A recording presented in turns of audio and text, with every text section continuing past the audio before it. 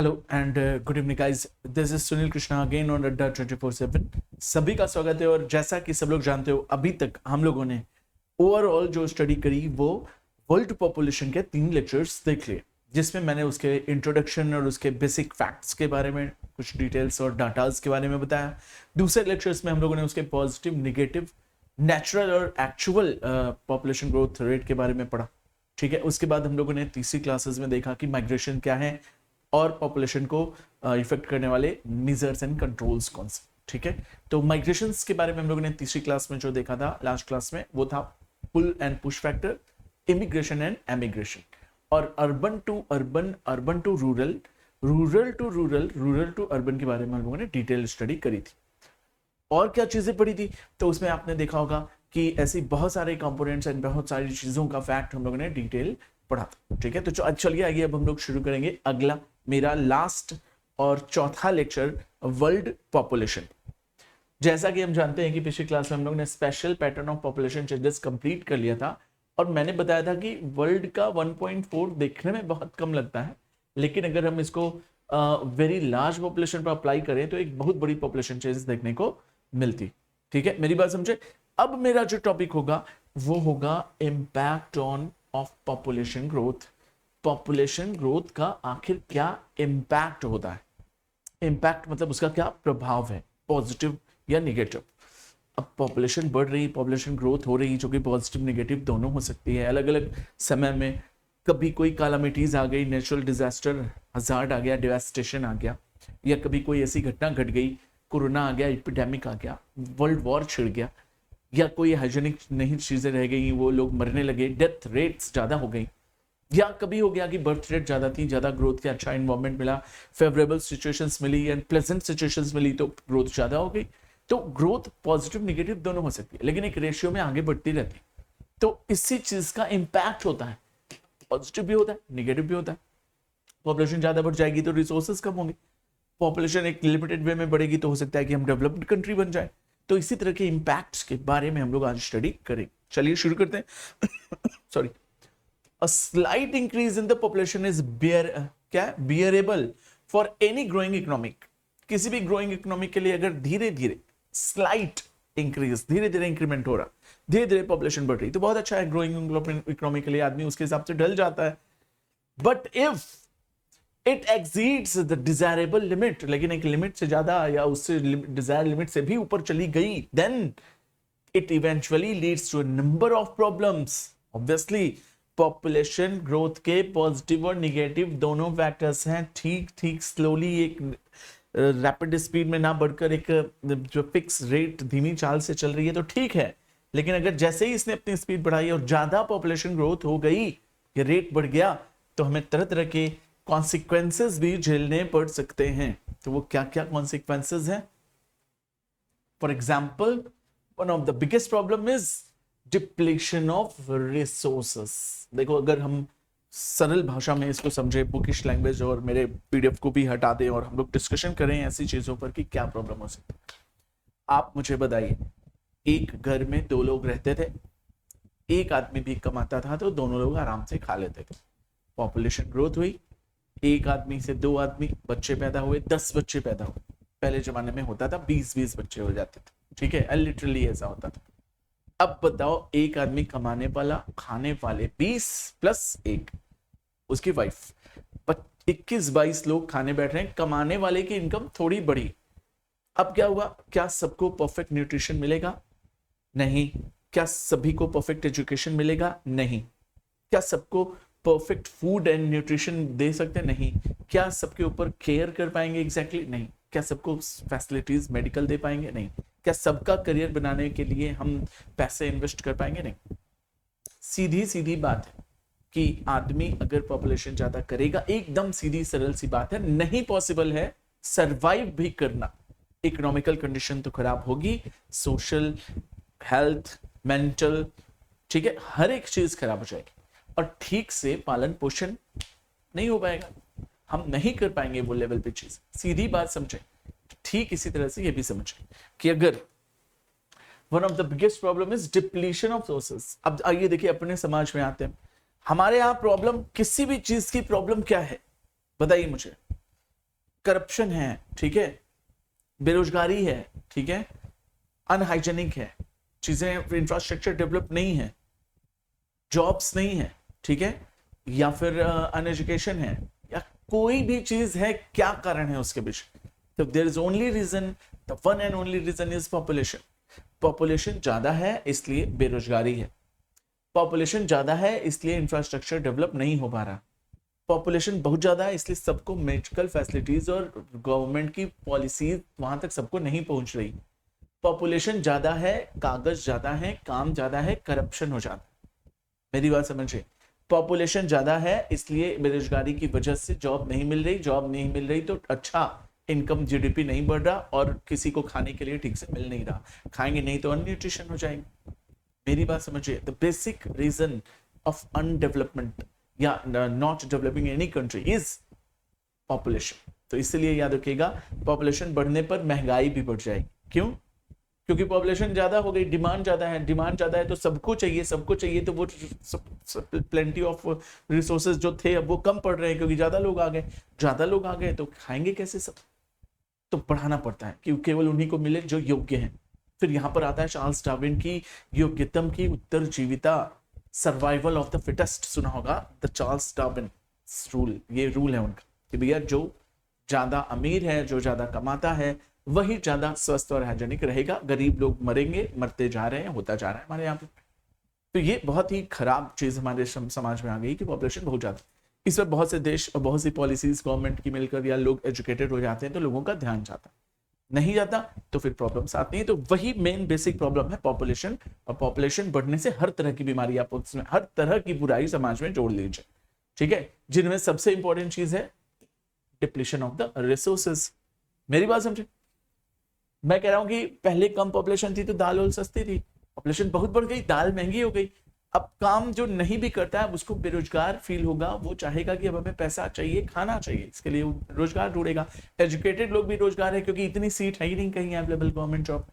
तो population is a basic root problem, ये बहुत बड़ी प्रॉब्लम, इसके बहुत बड़े बड़े कॉन्सिक्वेंसेज है। वही बात मैं यहां पर बताना चाहता हूं as an impact of population growth.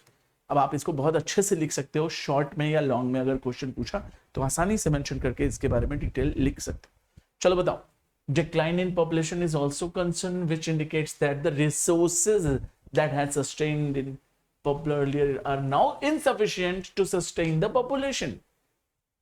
मेरी बात समझे, अगर हम पूछें decline in population is also concern which indicates that the resources that had sustained a population earlier are now insufficient to sustain the population। अगर हम बोलें कि पॉपुलेशन में क्या हो रही, वृद्धि हो रही, तो रिसोर्सेज जो अभी आगे के लिए ठीक थे लेकिन जिस रेट से ग्रोथ हुआ या डिक्लाइन भी हुआ, अगर मानकर चलो,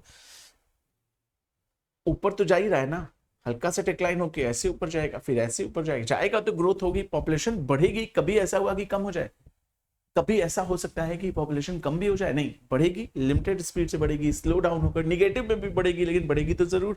और जब बढ़ेगी तो हमें ये भी तो देखना है कि पेट्रोल, खाने पीने की चीजें, ऐसे रिसोर्सेज आगे की जनरेशंस को फ्यूचर में भी मिले। सस्टेनेबिलिटी तो हम लोगों ने पढ़ी थी ना, और वो नहीं मिलेगी तो उसकी वजह से भी आगे वाली जनरेशन खत्म हो जाएगी। तो पॉपुलेशन एक बहुत बड़ी समस्या है जिस पर हमें सोचना चाहिए, सब छोड़कर सबसे पहले पॉपुलेशन पर वर्कआउट करना चाहिए, तब जाकर जो है ये हमारा देश या कोई भी देश डेवलप्ड हो पाएगा। अदरवाइज हम लोग इसी तरह से गरीबी में, जो कि इंडिया जो है तरह तरह की इंडिया को हम लोग क्या बोलते हैं, डेस्टिट्यूट कंट्री कहते हैं, डेस्टिट्यूशन से भरी हुई, गरीबी से भरी हुई। बाय द वे, आओ, तो ये हुआ impact of the population, positive and negative both. अब इसको बहुत अच्छे से आप चाहें तो एक्सप्लेन करके लिख सकते हैं, कई सारे sections, economical, political, social, cultural, global level पर, और भी कई सारे सेक्शन टच करके आप इसके अच्छाइयों और बुराइयों को फोकस करके, अंडरलाइन करके, हेडलाइन डालकर लिख सकते हैं, एक नंबर आसानी से निकाल सकते हैं। बाय द वे, आओ अब हम पढ़ेंगे डबलिंग ऑफ द पॉपुलेशन क्या होती है। पिछली क्लास में भी हल्का सा बताया था मैंने, डबलिंग मतलब एक का दो हो जाना। मैं कह रहा हूं अभी 8 मिलियन है, कोई एक समय पॉइंट आएगा जो ये 16 मिलियन हो जाएगी। तो जैसे ही ये अपने का डबल हुआ तो this thing is known as doubling time of the world population. आइए पढ़ते हैं। The world population reach to 1 billion mark in duration of more than 1 million year. 1 billion पहुंचने में, ठीक है, 1 बिलियन पहुंचने में 1 मिलियन साल लग गया।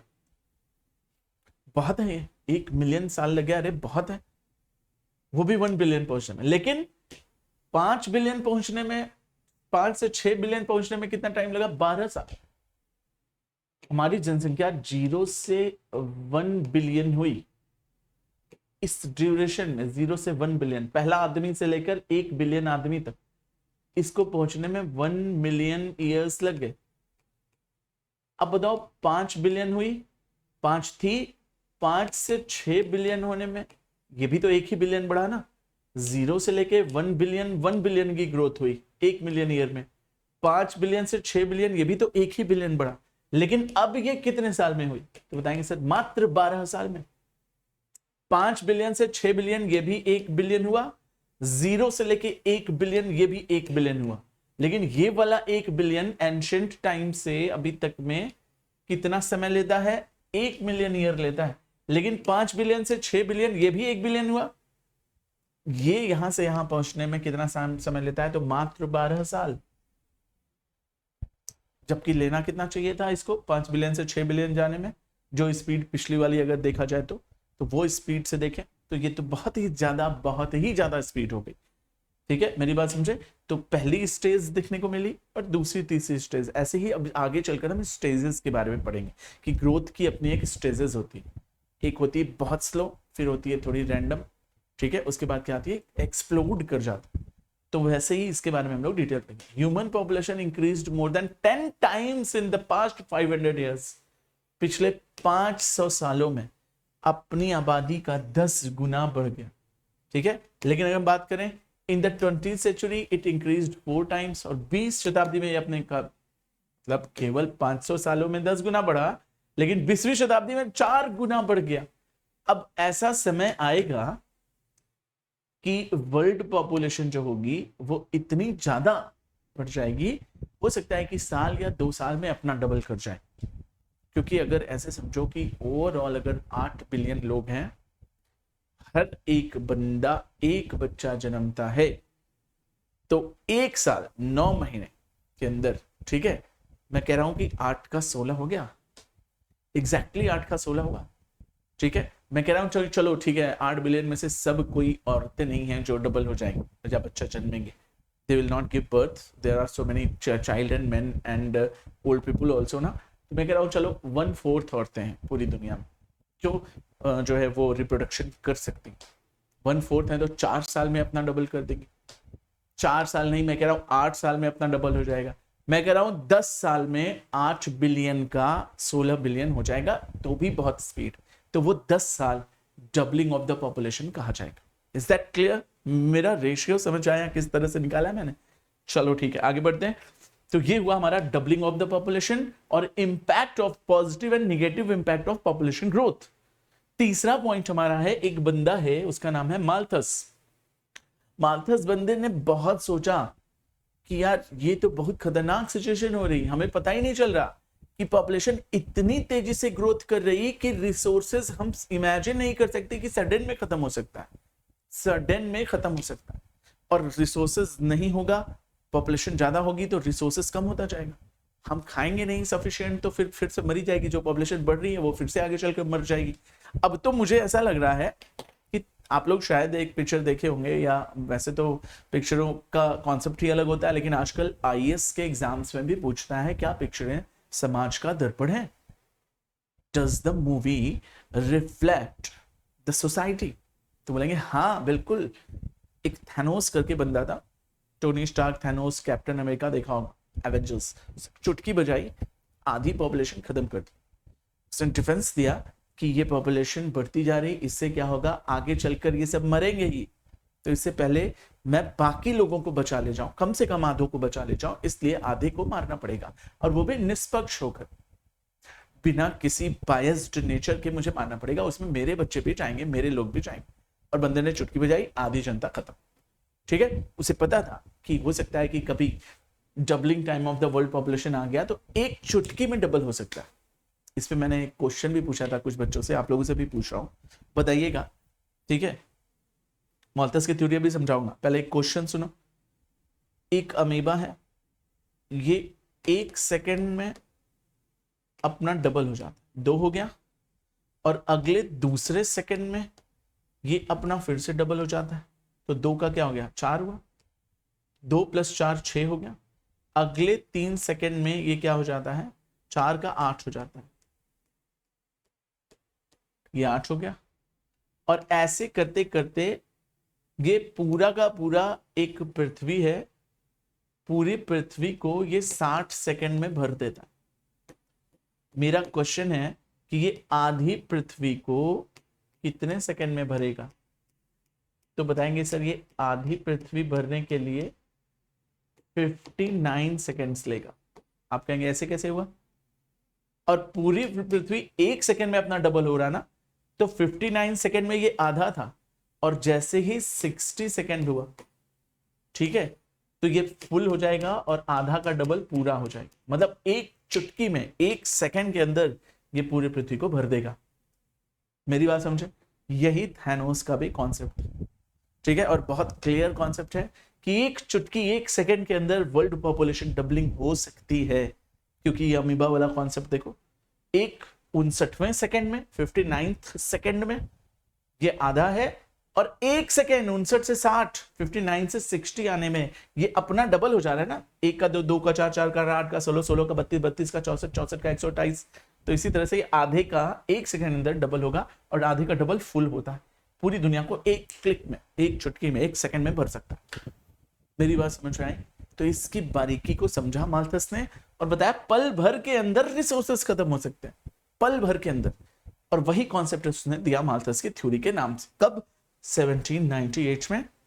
Thomas Malthus in his theory stated that, उन्होंने कहा कि number of the people would increase faster than the supply of food. जितनी तेजी से फूड की सप्लाई नहीं आ रही, उससे ज्यादा तेजी से पॉपुलेशन ग्रोथ कर रही है, और तेज ग्रोथ करेगी। लोग किसानी छोड़ दे रहे हैं, प्रोडक्शन कर नहीं रहे, खाने की शॉर्टेज हो रही, वो तो छोड़ो, उसके अलावा प्रकृति का प्रकोप, hazards of the nature, devastation of the nature, ठीक है, ये सारी चीजें भी तो पड़ रही, प्लस हाइजेनिक भी नहीं है, फर्टिलिटी भी खत्म हो रही, एटमॉस्फेयर भी हम लोग गंदा कर रहे हैं। इन सारी चीजों को भी अगर ऐड कर लो तो सप्लाई ऑफ फूड जो है पॉपुलेशन से बहुत कम हो गई, आगे भी और कम हो जानी है। इसी को माल्थस थ्योरी कहा जाता है, ठीक है, मेरी बात समझे? और फाइनली उन्होंने बताया if the population increases any further, और इसी तरह से बढ़ता रहा, तो it would result in the situation of population crash due to the existing famine, diseases and war। तो जो बताया मैंने उसमें 3 चीज और जोड़ दो, बीमारी, सूखा, प्रकृति का प्रकोप, और वॉर तो हो रहा अलग से, वॉर तो अलग लेवल पर चल रहा, वो भी तो एक फैक्टर होता है। मेरी बात समझे? खैर, for the sustainability of the resources, अगर चाहते हो कि रिसोर्सेज डेवलप हो, then you will have to control the rapid growth of population। population की rapid growth को आपको रोकना ही पड़ेगा। Is that clear? Everybody got it? तो ये था माल्थस की थ्योरी। अब हम लोग पढ़ेंगे डेमोग्राफिक ट्रांजिशन थ्योरी। मेरी बात समझो, डेमोग्राफिक, डेमो मतलब होता है जनता, ग्राफिक मतलब उस जनता को हमने चार्ट पर बनाया, ट्रांजिशन ट्रांजिट करना, इधर से उधर, अर्बन से रूरल, रूरल से अर्बन, इमिग्रेशन एमिग्रेशन। मेरी बात समझे? उसी की जो थ्योरी है उसी के बारे में हम लोग पढ़ने जा रहे हैं, ठीक है, सरल भाषा में समझेंगे। The demographic transition theory is used to describe and predict the population and its growth in the area. एक निश्चित एरिया में कोई पॉपुलेशन बढ़ रही तो 3 फैक्टर से बढ़ेगी, हम लोगों ने पिछली क्लासेस में पढ़ा, या फिर birth and death, immigration and emigration. यही बर्थ, डेथ, इमिग्रेशन, माइग्रेशन, यही ना 3 फैक्टर्स उसको बढ़ने घटने में किसी एरिया में मदद करते हैं। अधिक से अधिक ज्यादा लोग पैदा हो गए तो पॉपुलेशन बढ़ जाएगी, ज्यादा लोग मर गए पॉपुलेशन घट जाएगी, कुछ लोग आकर बस गए पॉपुलेशन बढ़ जाएगी, कुछ लोग वहां से चले गए दूसरी जगह पॉपुलेशन घट जाएगी। इसी तरह से तो डिसाइड होता है कि demographic transition theory. The theory describes that the population in the region changes from high birth and high deaths to low birth and low deaths when एक पर्टिकुलर रीजन में अगर बहुत ज्यादा बर्थ हो और बहुत ज्यादा डेथ हो तो पॉपुलेशन क्या होगी? बढ़ेगी या लो बर्थ या लो डेथ हो तो भी कैसे ये जो है कहता है, क्या समझो, a society which is rural and agrarian, ऐसी सोसाइटी जो गांवों में, विलेजेस में, कस्बों में या फिर इन जगहों पर बस रही, या जो एग्रीकल्चरल, एग्रेरियन मतलब एग्रीकल्चर की चीजों में इन्वॉल्व हो, प्राइमरी एक्टिविटीज में, changes to an urban and industrial society. इसका मतलब क्या हुआ, समझना डेमोग्राफिक ट्रांजिशन क्या होता है, मेरी बात समझो, बहुत अच्छे से समझना, ठीक है। मैं रहता हूँ गांव में रहता हूँ, बड़ा सुकून था, लेकिन समय बीतने के साथ साथ गांव में भी लोग आने बसने शुरू हुए, पॉपुलेशन बढ़ी तो वहां के लोगों को एजुकेशन चाहिए, वहां स्कूल खुला। अब स्कूल खुला तो टीचर्स आने लगे तो अपने बच्चे बीवी को लेकर आए और पॉपुलेशन बढ़ी। बच्चे बीवी आए तो उनको इंटरटेनमेंट के लिए मूवी भी चाहिए, गांव में नहीं था तो सरकार ने धीरे धीरे खुलवाया, मूवीज खुल गई, ठीक है। पार्क बन गया, अम्यूजमेंट पार्क बन गया, स्विमिंग पूल बनने लगे क्योंकि अच्छे लोग आने लगे, अच्छी एजुकेशन चाहिए थी।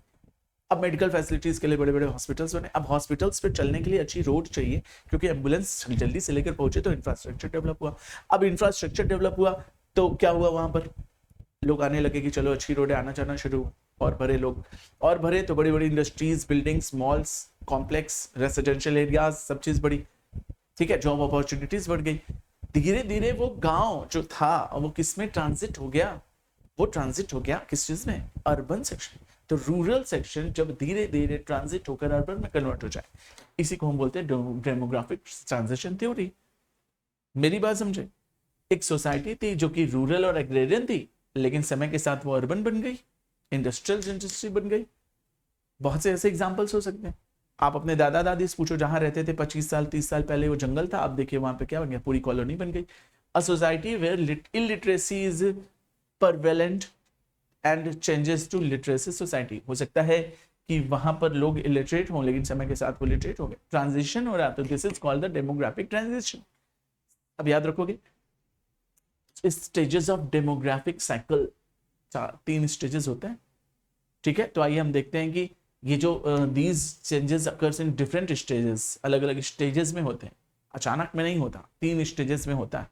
तो वही स्टेजेस के बारे में हम लोग डेमोग्राफिक साइकिल को पढ़ेंगे, स्टेज 1, स्टेज 2 और स्टेज 3। मेरी बात समझे,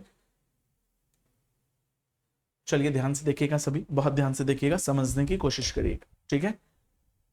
पहला स्टेज जो है, कोई भी रूरल सेक्शन अर्बन में कन्वर्ट होता है, कोई भी पॉपुलेशन कम थी वो ज्यादा होती है, ठीक है। कोई भी इलिटरेट आदमी लिटरेट होता है, तो इसके पीछे सडन में नहीं होता, इसके पीछे 3 स्टेजेस काम करते हैं। या पूरी दुनिया में अभी तक जो हमने देखा वो यही देखा कि 3 स्टेजेस, पहले स्टेज, दूसरे स्टेज, तीसरे स्टेज।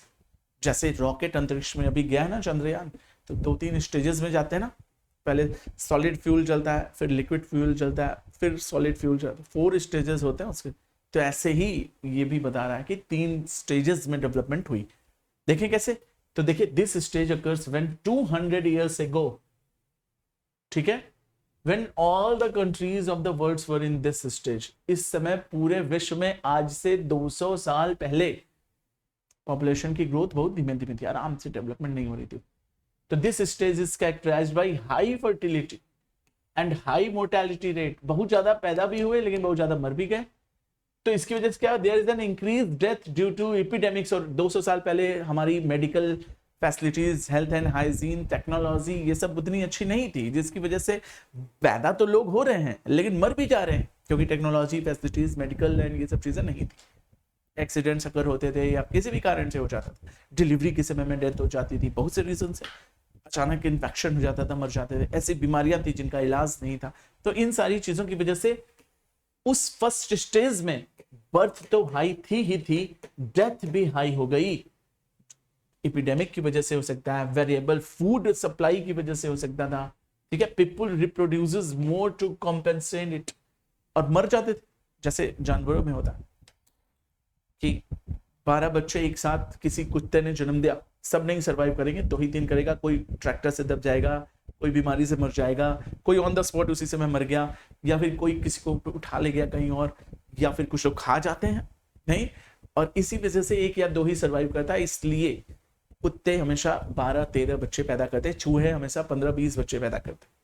मेरी बात समझो, ताकि कॉम्पेंसेट हो जाए, वो जो मर जा रहे हैं वो रिकवर हो जाए कि कम से कम 2, और वो भी एक बार, एक महीने में मतलब एक साल में एक बार नहीं, 2-3 बार रिप्रोडक्ट करते। ठीक इसी तरह से मनुष्य भी, ताकि इस तरह से रिप्रोड्यूस करते थे बच्चे लोग, 12-12 बच्चे पैदा करते थे। मेरे परिचय में खुद ऐसे लोग हैं जो 12 बच्चे पैदा करते, ताकि अगर 2-4 खत्म भी हो जाए तो 3-4-6 बचे, कंपेंसेट हो जाए। इसलिए वैसे तो 6 बच्चे का कॉन्सेप्ट है, लेकिन इनको पता है कि आगे चलकर ये खत्म हो जाएंगे इनमें से कुछ। ये कॉन्सेप्ट से चले हैं वो लोग। कौन से स्टेज में? फर्स्ट स्टेज में। इसलिए वो बर्थ ज्यादा रखते थे कि कंपेंसेशन रियम्बर्स हो जाएगा, समझे? मोर देन टू बहुत ज्यादा रिप्रोडक्शन करते थे इसलिए कि कंपेंसेशन हो जाए। जो मर रहे हैं एपिडेमिक से, उनको पता था कि चेचक फैला हुआ है। अगर हम एक ही बच्चा पैदा किए और वो मर गया चेचक से, तो हम तो गए, इसलिए 4-6 पैदा करते थे। चलो 1-2 चले भी जाए, 2-4 बचेंगे जो हमें संभालेंगे। मेरी कॉन्सेप्ट को समझो, बहुत बहुत खतरनाक कॉन्सेप्ट है। There is slow growth of population. इसकी वजह से आपको लगेगा बर्थ रेट बहुत थी तो पॉपुलेशन बहुत तेजी से बढ़ी होगी 200 साल पहले फर्स्ट स्टेज में, तो लेकिन नहीं, क्योंकि डेथ भी बहुत ज्यादा थी, इसलिए पॉपुलेशन कैसी थी? स्लो। तो इसमें एक वर्ड हमने उठाकर देखा कि फर्स्ट स्टेज में पॉपुलेशन कैसी हुई? स्लो। और इसकी क्वालिटी क्या थी? हाई फर्टिलिटी, लेकिन हाई मोर्टेलिटी रेट भी थी। आइए अब हम देखते हैं स्टेज 2 में क्या हुआ। तो बताएंगे this is the period of the time of population explosion. इसी समय क्या हुआ? पॉपुलेशन एक्सप्लोड कर गया, तेजी से फूट गया। The fertility remains constant high, birth लगातार हो रही, लेकिन इस ड्यूरेशन में हमने मेडिकल, हाइजेनिक, टेक्नोलॉजी, ये सब चीजें खोज ली। ट्रैवल के माध्यम अच्छे हो गए, अब जल्दी एक्सीडेंट नहीं होता, हर चीज का सॉल्यूशन, वैक्सीनेशन आ गया। तो इसकी वजह से क्या हो? बर्थ तो हाई, शुरू से आदत है लोगों की, बर्थ पे कोई कंट्रोल नहीं in the beginning, but it declines with the time. ठीक है, मेरी बात समझे? समय के साथ तो तेजी से बर्थ बहुत तेज हुई, लेकिन और आगे बढ़ने पर अगर एक बड़ा समय ले तो 80% तक तो तेजी से बढ़ी, लेकिन आगे चलकर धीरे से स्लो। लेकिन death, this period is characterised by the reduced mortality rate. मतलब अगर हम इसका फिगर बनाते, इसका फिगर तो क्लियर था स्टेज 1 का, स्टेज 2 का फिगर बनाते तो बर्थ बहुत तेज थी, ठीक है, और डेथ थोड़ी क्या हो गई? डाउन हो गई।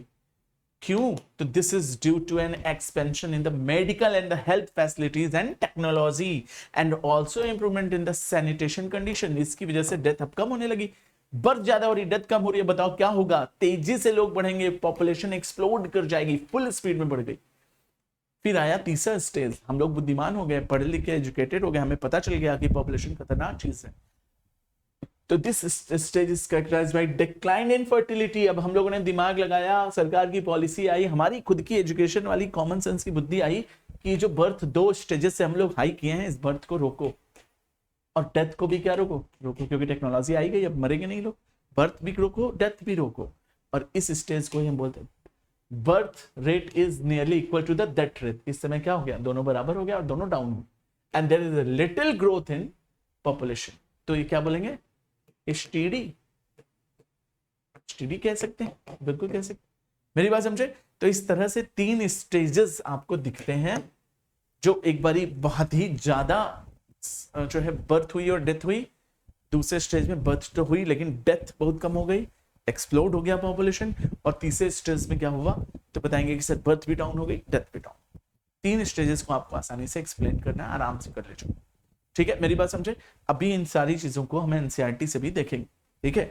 अब जो हम लोग देखेंगे अगला टॉपिक, लास्ट टॉपिक है हमारा, पॉपुलेशन को कंट्रोल करने के क्या क्या मेजर्स होते हैं। यार देखो, पॉपुलेशन को कंट्रोल करने के लिए आपको क्या लगता है? बुक छोड़ो, बुक नहीं समझना मुझे। सबसे पहला, फैमिली प्लानिंग बनाएं।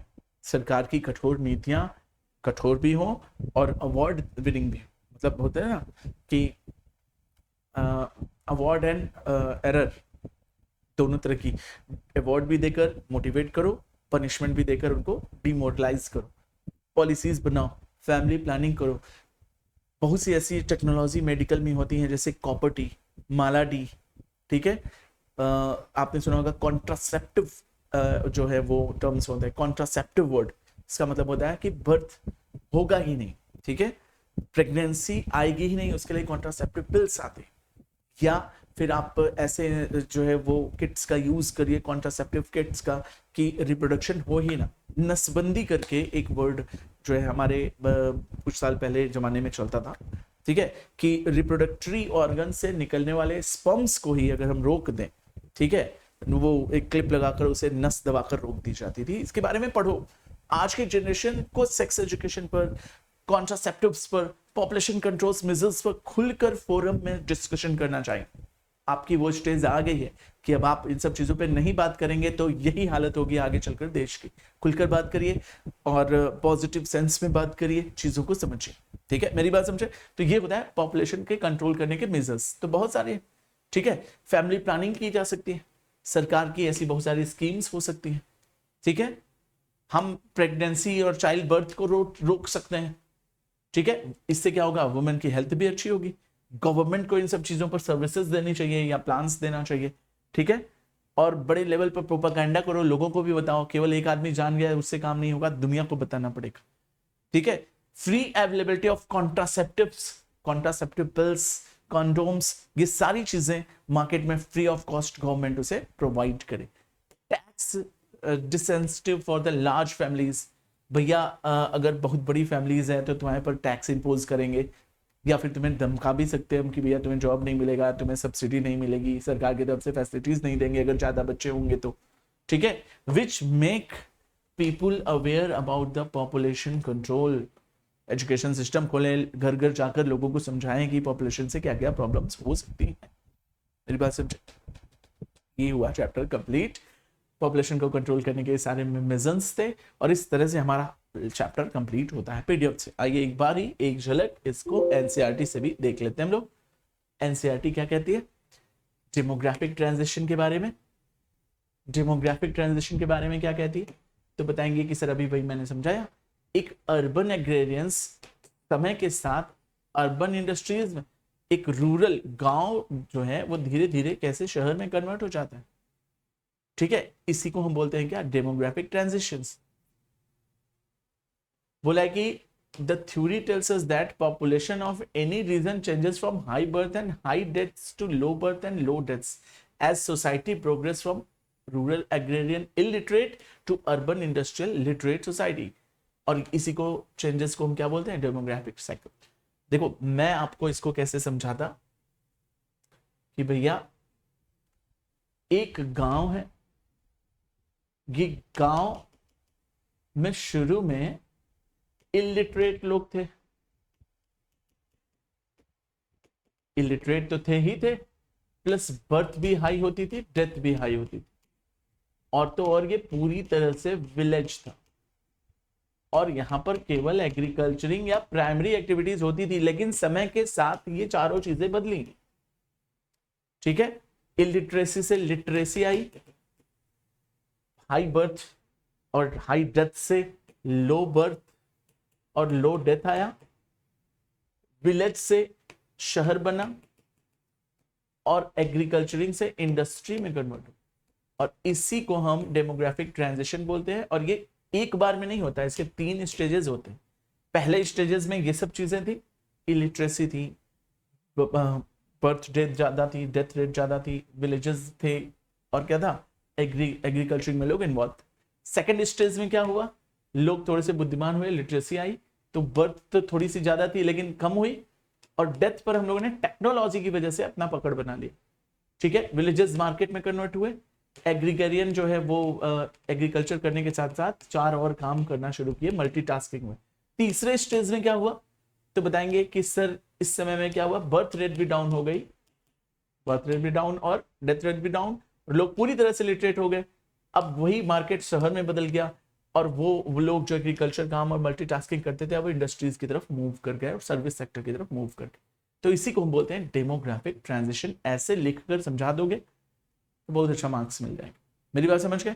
अब इसके फर्स्ट स्टेज में क्या था, high fertility and high mortality. मेरी बात समझे। इलिटरेसी, लाइफ एक्सपेक्टेंसी बहुत कम थी, लोग टेक्नोलॉजी का बिल्कुल यूज नहीं करते थे, ठीक है। लेकिन समय के साथ क्या हुआ, सेकेंड स्टेज आई, ठीक है। सेकेंड स्टेज में क्या हुआ,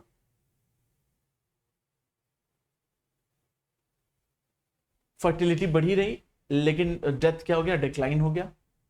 इससे क्या हुआ, लोग थोड़े थोड़े इंप्रूव हुए सैनिटेशन में, हेल्थ में, एजुकेशन में, टेक्नोलॉजी में। लेकिन फिर भी देखा जाए पॉपुलेशन एक्सप्लोड इसी समय हुआ, क्योंकि बर्थ बहुत ज्यादा, डेथ बहुत कम।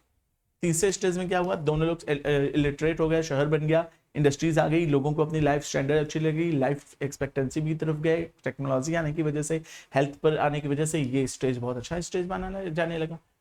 इस तरह से ये जो सर्कल चला, इसी को हम बोलते हैं, क्या बोलते हैं, डेमोग्राफिक ट्रांजिशन। आओ पॉपुलेशन को कंट्रोल करने के मेजर्स जो मैंने बताया, इसमें भी देखोगे वही सारी चीजें हैं, फैमिली प्लानिंग, ठीक है, या फिर इसमें प्रोपेगेंडा करके हेल्थ को लेकर लोगों को बताओ, जागरूक करो। थॉमस माल्थस की थ्योरी याद रखो, ठीक है, कि अगर रिसोर्सेज पर ध्यान नहीं दोगे तो खत्म हो जाना है। और कॉन्ट्रासेप्टिव चीजें यूज करो, मेरी बात समझ में आई, और सस्टेनेबिलिटी पर फोकस करो। इस तरह से हम क्या कर सकते हैं, अपने पॉपुलेशन को कंट्रोल कर सकते हैं। और ये चैप्टर फाइनली आपका अब कंप्लीट होता है। सेट क्लियर, कॉन्सेप्ट के साथ बहुत अच्छे से लिखने के पैटर्न पर, और तो और pre point of view, one liner, MCQ, short and long, सबको ध्यान में रखते हुए मैंने ये चैप्टर फाइनली कंक्लूड कर दिया। अब अगला चैप्टर जो भी होगा उसके बारे में हम लोग डिस्कशन करेंगे, और क्लासेस आपको उसके बारे में डिटेल मिलेगी, ठीक है। चारों लेक्चर्स एक बार फिर से देखो, नोट्स बनाओ, डिस्कशन करो, कहीं प्रॉब्लम होती है मेरे तक बात पहुंचाओ, और अपनी चीजों को और निखारो, क्योंकि आगे चलकर आपको ये कंपटीशन में, ओलंपियाड्स में, आपके बेसिक होम एग्जामिनेशंस में, आपके बोर्ड्स एग्जामिनेशंस में, हर जगह यही सारी बातें बार बार आनी है, नहीं बदलता ये, ठीक है। तो याद रखें, आगे चलकर ग्रेजुएशन में भी इन्हीं सब चीजों को ध्यान में रखते हुए, इनकी समझ के अनुसार आपको सब्जेक्ट और अपनी लाइफ की सिक्योरिटी बनानी है, लाइफ में डिसाइड करना है कि हम क्या करेंगे। जब इन सब चीजों की समझ बनाएंगे तभी ऐसा पॉसिबल हो पाएगा। तो आज के लिए बस करते हैं, ओवरऑल कंप्लीट हो गया हमारा ये चैप्टर। अब अगला चैप्टर जो भी होगा वो हम लोग नेक्स्ट पढ़ेंगे, पॉपुलेशन कंपोजिशन। ये चैप्टर डिलीट कर दिया गया है आपके एग्जाम से, तो इसलिए हम लोग पढ़ेंगे ह्यूमन डेवलपमेंट, ठीक है।